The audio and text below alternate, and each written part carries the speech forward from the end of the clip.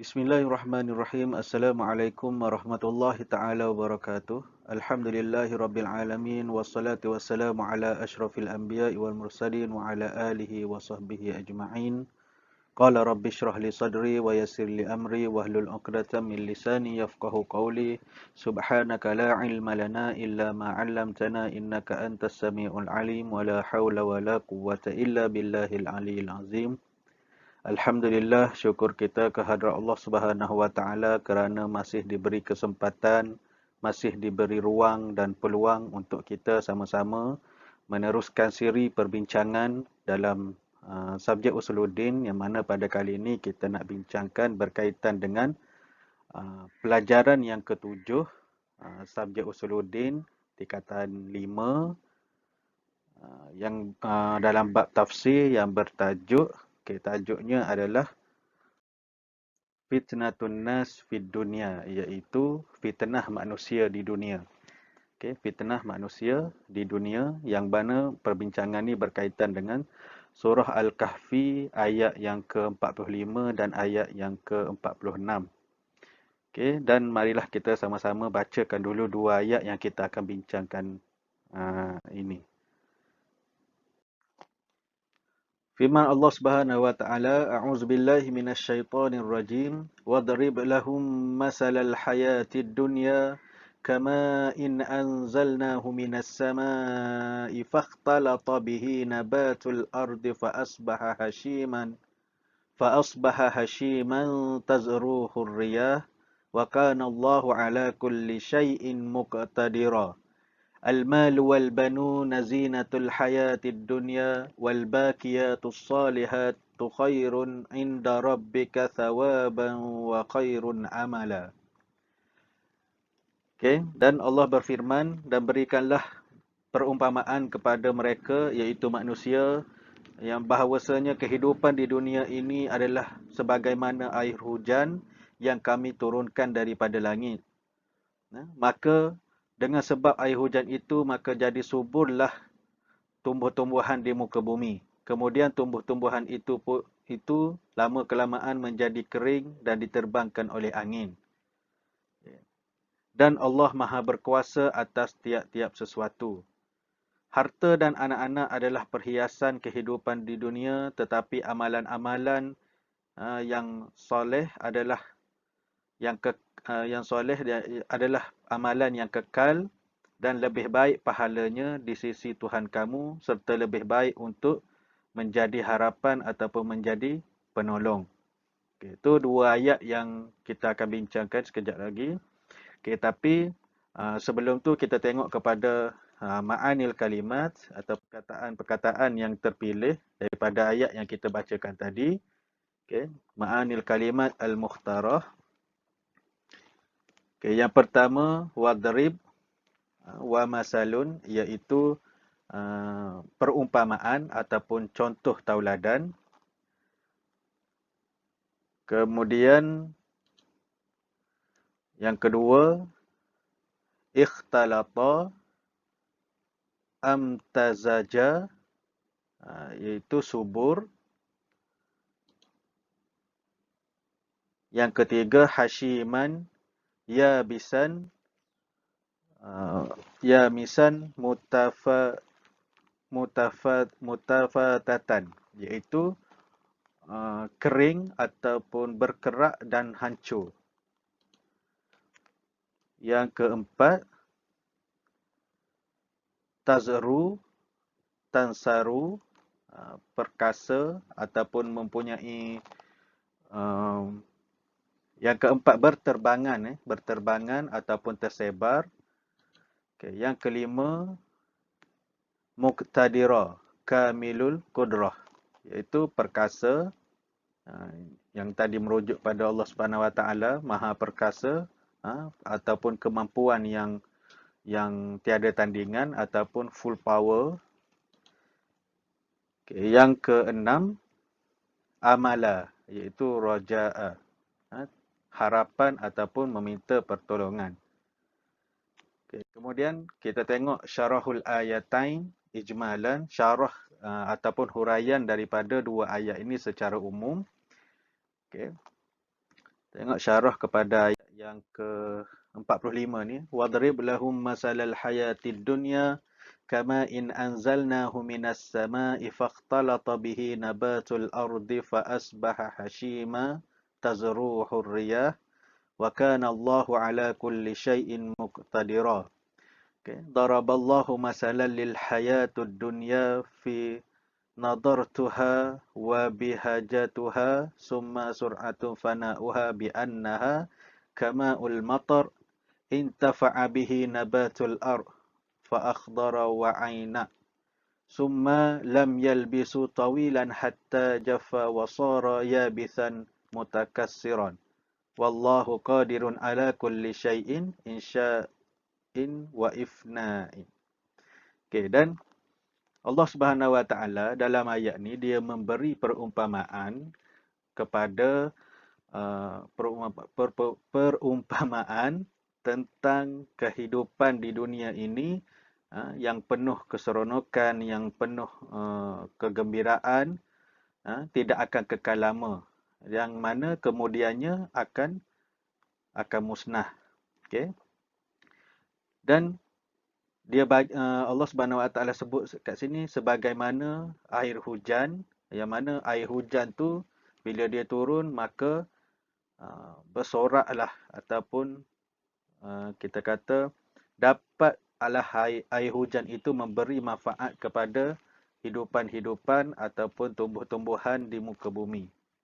Yang mana kemudiannya itu pun tumbuh-tumbuhan itu pun tidak kekal lama. Okay? Lama kelamaan dia akan tumbuh-tumbuhan tu kalau kita tengok daripada biji benih kemudian dia naik kecil, lepas tu dia akan mengeluarkan daun, keluarkan buah, lama kelamaan daun dan buah itu akan gugur dan akhirnya tumbuh-tumbuhan itu pun mati, kering, layu, dia punya buah, dia punya daun pun dah gugur. Kemudian diterbangkan oleh angin macam tu je, jadi debu. Kita tengok daun kering kan, kalau lama kelamaan dia macam itulah, datang angin dia akan ditiupkan oleh angin macam tu saja. Okey, dan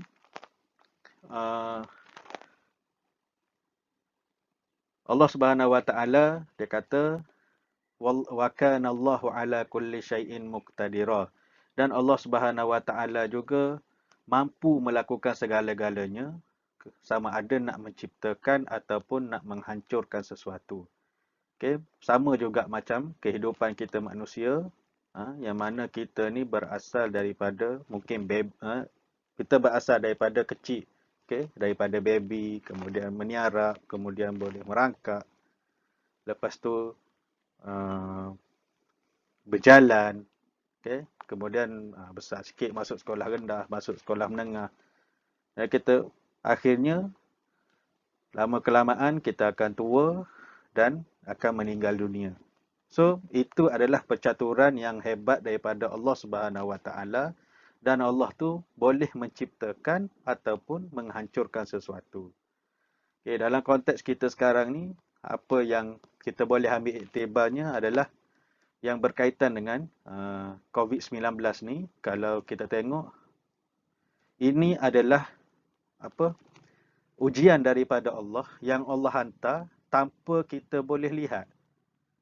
Kita tak dapat lihat dia daripada jenis apa, tiba-tiba je bila dibuat pemeriksaan dah positif.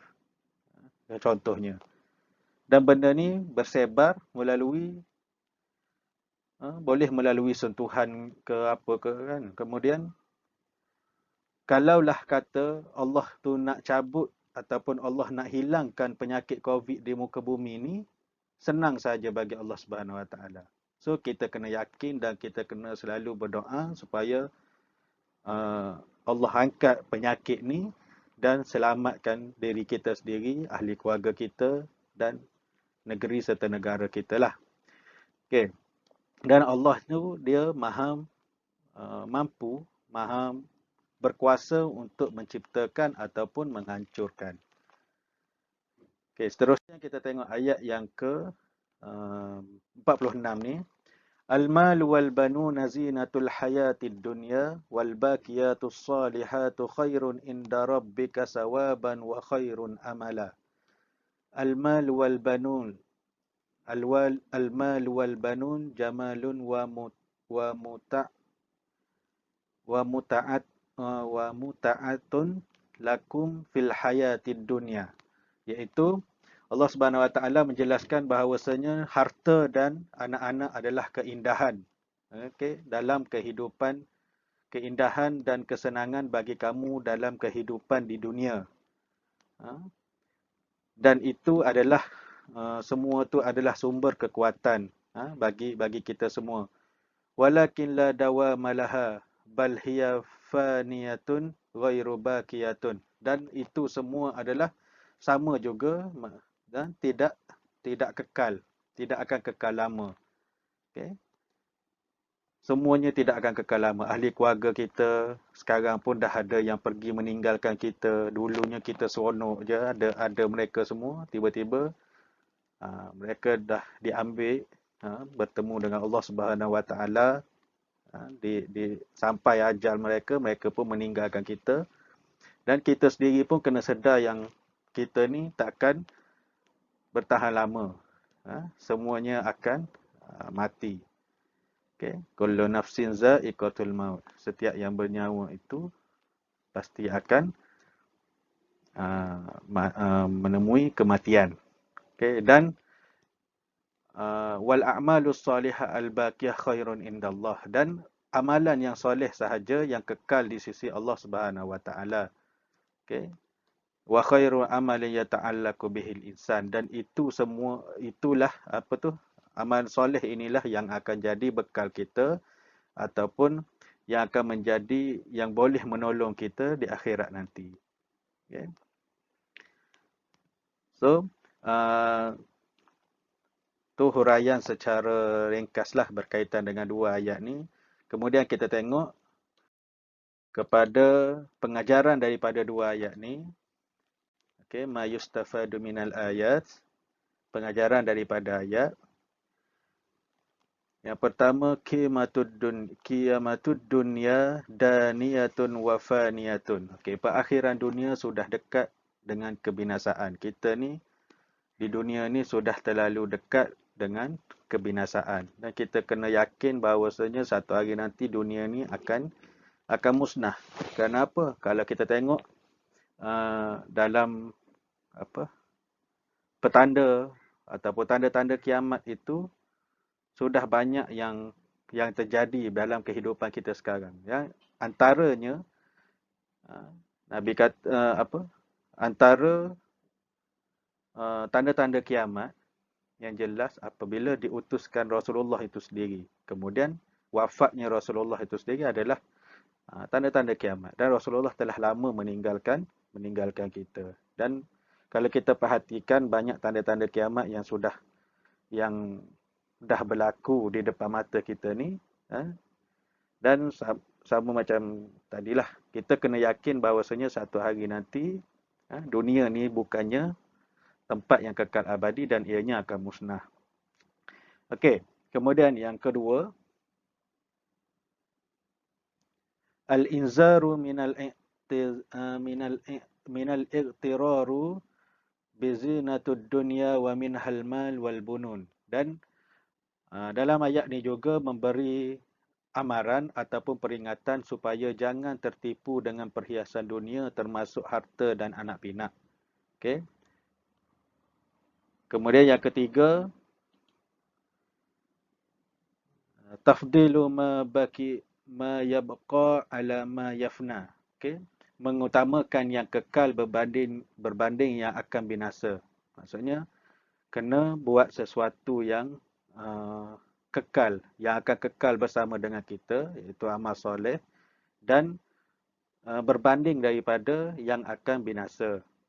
Contohnya nak kejar duit sangat sampai lupa pada solat dan sebagainya, kena tinggalkan. Okay. Kena utamakan yang lebih penting daripada yang penting. Itu maksudnya.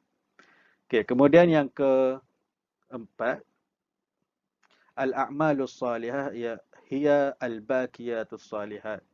amalan yang baik adalah sebaik-baik penyelamat. Amal soleh kita lah yang menjadi penyelamat kita nanti. Dan yang terakhir, ad-dunya mazra'atul akhirah. Okay, dunia adalah ladang untuk ke akhirat. Okay. Diumpamakan dunia itu sebagai ladang untuk ke akhirat. Sama juga kalau macam kita ada kebun lah, apa yang kita tanam, itu yang akan kita tuai. Okay, macam mana kita kehidupan ini, kalau orang yang tanam padi, cukup bacanya, cukup airnya, maka akan dapatlah hasil yang baik. Kalau tanam padi sekadar tabur benih saja, mungkin lepas tu tak ada racun serangga yang baik, tak ada pengairan yang baik, maka yang hasilnya tu tidak memuaskan lah. So sama juga macam kita, bergantung kepada amalan yang kita buat ni yang akan menjamin sama ada kesejahteraan ataupun penderitaan kita di akhirat nanti. Okey, saya rasa sekadar itu saja perkongsian untuk kali ini dan diharapkan video ini dapat membantu dan memberi manfaat serta pengajaran untuk kita semua termasuk diri saya sendiri. Kita jumpa dalam pelajaran yang akan datang. Wallahu a'lam bishawab. Assalamualaikum warahmatullahi taala wabarakatuh.